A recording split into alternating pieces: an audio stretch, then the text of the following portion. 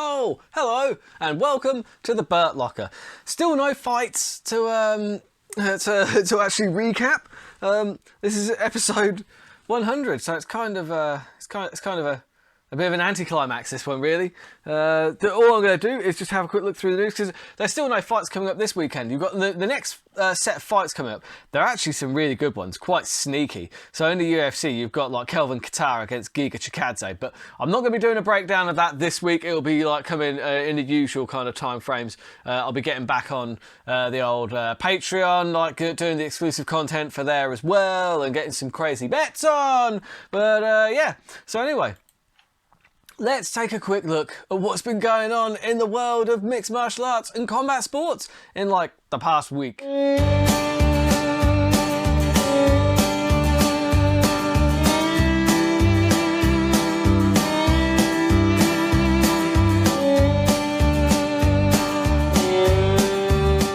So the first thing that I want to kind of take a look at, because it's been in the news all bloody week, and honestly, it's irritating the hell out of me. So yeah, it's you'll have all seen it. Apparently, Francis Ngannou isn't happy with his contract and shit, and he's got one fight left on his deal, and apparently he is not going to re-sign, whether he wins the belt or not.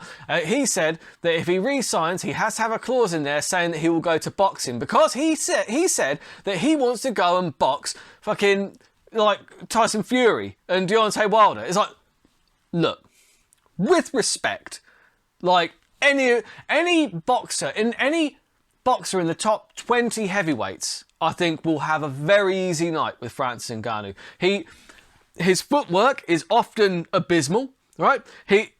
All he does is swing wild. He's off balance a lot of the time. His boxing is more than good enough for MMA, but people don't seem to understand that there is a huge gap between MMA level boxing and boxing, right? I'm not saying that one is better than the other. I'm an MMA fan. I love MMA. I don't mind watching boxing, but I wouldn't say I'm a huge boxing fan. But even I can recognise that the level of boxing in MMA, even that's required in MMA, is nowhere near the level that's required in just boxing. Because obviously in MMA there's so many more things to consider, right? So you can get away with just having lots of power, but, you know, questionable footwork and questionable kind of, you know, tactics and just an actual technique. Like the technique is, he's got a lot of power, and obviously he's got some technique, but the technique is nowhere near good enough to compete in the heavyweight divisions in boxing, right? And the other thing that annoys me is the amount of people that come out of the woodwork on these fucking MMA like sites on Facebook and that. I know, I shouldn't even like indulge it, but it's just like, they're like, oh, all these people saying that Francis would have no chance in boxing, like clearly they're casuals, man. Also, again, casual and proud, so yeah, guilty as charged, but yeah, there's casuals, they don't know anything about his history, how he started out in boxing, man. Yeah, Francis Ngannou started out in boxing, right? He wanted to be a boxer, and his coach saw very quickly that he had nowhere near the skill level required to make it in boxing, but he said, you know what? You've got just enough to make it in MMA, so off you go. That's what happened. So don't tell me about his fucking background in boxing, about his lineage, about his prestige in fucking boxing, because it's not there, you fucks. It isn't there. It just isn't, right? Francis Ngannou goes into that boxing ring against any top 10 heavyweight boxer, he will be embarrassed. Do you know what I mean? He will look, it will be an arse whooping. Do you know what I mean? It'll be like a Jake Paul against Woodley. That's what it will look like. Do you know, it's just, it's ridiculous. But anyway, moving on. Speaking of Jake Paul and Woodley, this is again, it's so silly because, I mean, I don't know, it's like, where does this whole thing end? Do you know, because basically, one of the main things that's been in the news is obviously Jake Paul and Dana White have been having a feud, and obviously, because Jake Paul is having like a bit of a beef with Dana White, Scott Coker has to stick his oar in, doesn't he? Scott Coker has to just, well, I'll tell you what, Jake, if you want a place to fight in MMA, Bellator will happily have you. Yeah, I bet you fucking will, Scott. I bet you fucking will. I bet you'll fucking have Jake Paul on. I bet you'll pay Jake Paul like $5 million or whatever to fucking come and fight in Bellator, and you can do that at the expense of fucking your prelim fighters down the card. You'll pay them fucking like $1,000 if they're lucky, and then people will still harp on about how Bellator pay their fighters better than fucking UFC. Fuck you, gee, it boggles the mind. Look at the numbers. Just look at them. All the numbers are there, right?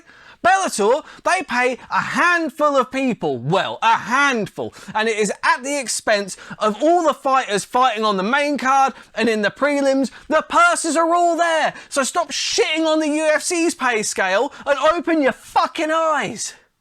Christ, I'm amped up. I'm amped up about this, admittedly. Because it annoys me. Because all I see online is people harping on about how, well, if the UFC would pay their fighters, they do pay their fighters. They pay them very well.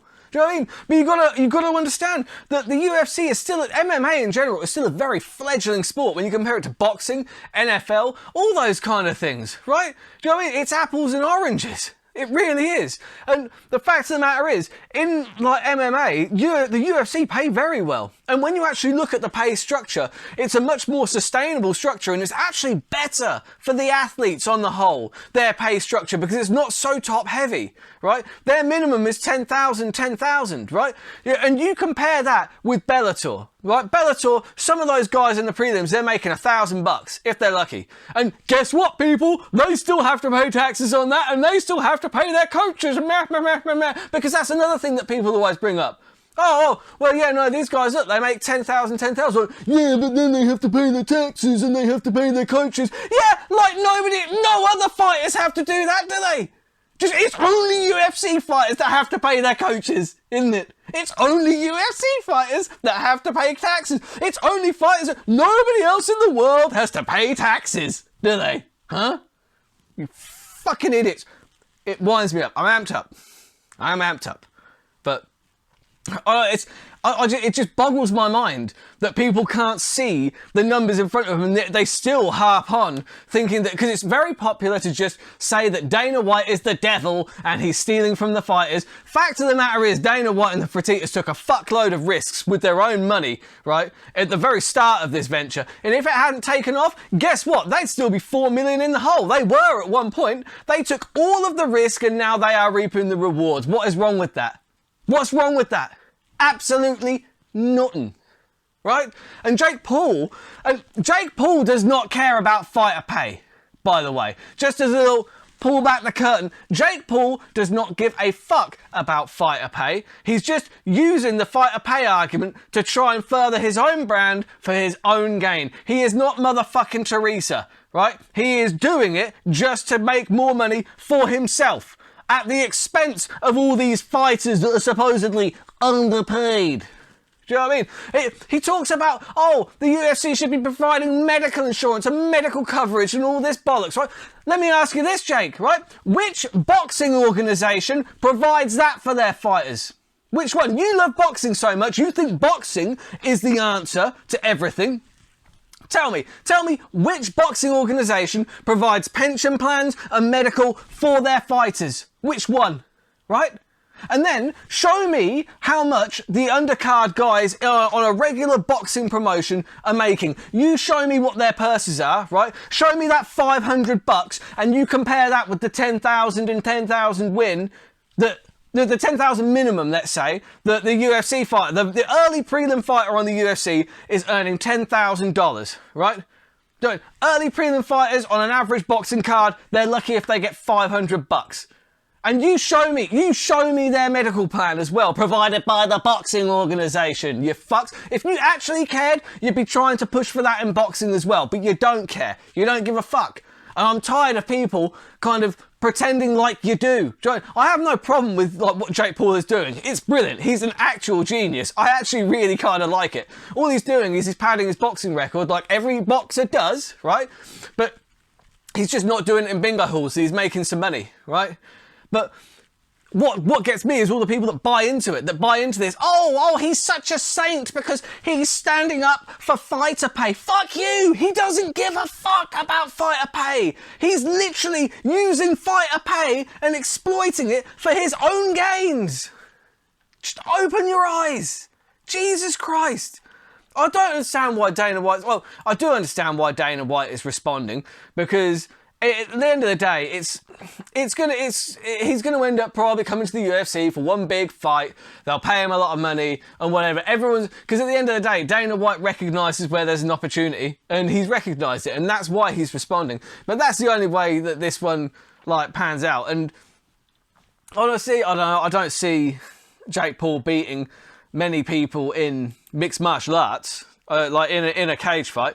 In a boxing match, he probably beats quite a lot of them, but not in the cage. But I mean, it'll probably be like a very James Toney-esque kind of fiasco. Anyway, he's not the only one. Jake Paul isn't the only one that's got their panties in a bunch about good old Dana White. Well, Mark Hunt has challenged Dana White and the Fertitta brothers to an MMA fight. Please stop, Mark.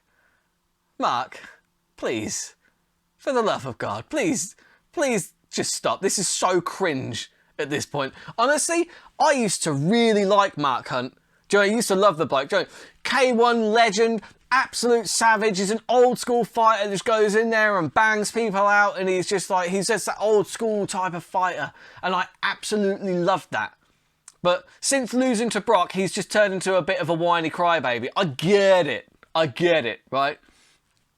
It wasn't fair. I agree, it wasn't fair. Do you know what I mean? But life ain't fair.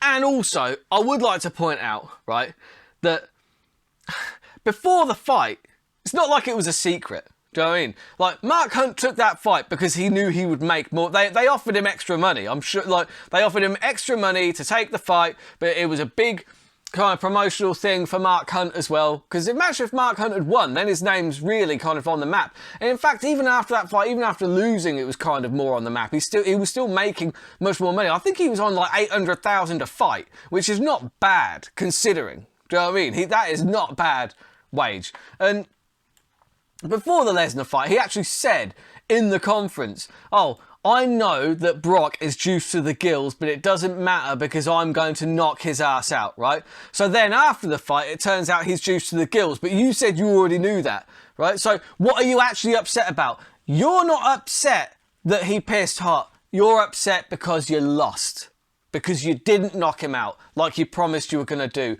And that is why Mark Hunt was so upset about it, because at the end of the day, some of the arguments he's been coming out with in these bloody lawsuits are just fucking farcical. You know, it's like, the UFC endangered my life and my health by putting me in with these steroid cheats. It's like, how many steroid cheats did you fight in K1, Mark? Were they even testing over there? No, but you don't give a fuck about them because the vendetta is a personal one with Dana White, isn't it? And it doesn't look as good. Well, Joe, there are so many instances in your career where you've been fighting steroid cheats, but at the end of the day, fighting's a risky business. Do you know what I mean? One would argue that you entered into a profession where your health might be compromised at some points, because guess what? In those kind of fights, you're probably going to get hit a lot. Do you know what I mean? And that's one of the things that I love about Mark Hunt. Mark Hunt is just an absolute banger, but it just comes off looking like an absolute knobhead. Like when he's just going, I'll fight you and Fertitta at the same time. Of course you will, Mark. You're a professional fighter, but you can't even beat a rugby player these days, so maybe wind your fucking neck in. Jesus Christ. Just let it go. The whole vendetta with the UFC, just let it go. Because it's kind of stupid. You're either against all kind of steroid cheats or just the UFC ones. And it seems like it's just the UFC ones at the moment, because you've not said a peep about any of the steroid cheats that you faced over in K1, because apparently that's okay as long as it's in kickboxing. As long as you're only getting punched and kicked in the head while standing, that's okay, is it? Jesus Christ. Enough already. Just enough. And, let's finish on a lighter note. So, a really good fight has actually just been announced for the February 19th UFC, I think it's a UFC Vegas card. But Johnny Walker versus Jamal Hill. Now, my initial opinions on this. This is a great fight for Jamal Hill, and I'll tell you why. Because Johnny Walker is a fraud, and he's about to get found out. He is going to get found out big time. Jamal Hill is going to put a hurting on Johnny Walker. I said it here first. Troll of the week. So let's have a look at Trolls of the week. So this one was a little callback to last week, actually, because remember there was that Horai, which also that's Hori. Sorry, it's a hilarious name considering he was the one that was giving out hand jobs to try and make a UFC to try and. Before he even got into mixed martial arts, his initial job didn't pay well enough for him to save to get into martial arts, so he was dishing out hand jobs on the side. His name is Hori, right? And then obviously Sean O'Malley has been out in the shops buying people's stuff, and then someone's photoshopped Hori's face on the person that he's giving money to, so it just looks like Sean O'Malley is just handing over. He's just handing over a load of cash for a handy of a Hori. Come on, that's hilarious. That is so funny. But yeah. And then we've got this one's another good. It's one that I've seen before, but it's like Khabib, right? Johnny Bones actually posted it, but it's the one where he's being given the medal, 4 title wins, and Khabib, he's biting the medal, he's giving everyone else the finger, he's spraying the champagne, you see you got Stipe next to him with 6, Aldo with 8, Silva 11, DJ 12, GSP 13, Jones 14, it's like, yeah, Joe Bones literally just posted that saying nothing wrong with going out on top, enjoy retirement, champ, which I admire that. I like it. And then also John Jones is in this one as well, but he doesn't look quite as funny because basically it's Juliana Pena on the left who's got a black eye. She's smiling from ear to ear because she's just dethroned Amanda Nunes. And on the right you've got Johnny Bones Jones. Which one is the bigger threat to the women's division? Because the joke is that obviously John Jones was doing all the smacking about of his wife, and the jokes keep coming, and it is funny. But yeah, anyway, like I said, the next event it's not until the 16th, I want to say. Yeah, Sunday, January 16th, headlined by Kelvin Kattar and Giga Chikadze. I think Giga Chikadze probably puts a beheat down on Kelvin Kattar, but we'll see what the odds are like. And Michel Pereira has also snuck his way on there, but he's on against a guy called Muslim Salikov, who I know nothing about, but I've got a feeling, I don't know, he's got one of those danger beards, guys. You know, the danger beards that says, yeah, I'm kind of an Eastern European, like, elite level wrestler, so that could be curtains for Pereira. But yeah, anyway, looking forward to that, and I'm going to do another show next week just to have a look at what's been going on in the news. We'll see what happens in the next 7 days, if there's any more fights announced and all of that. But yeah, enjoy your weekend, and yeah, keep those odds long and those bets terrible.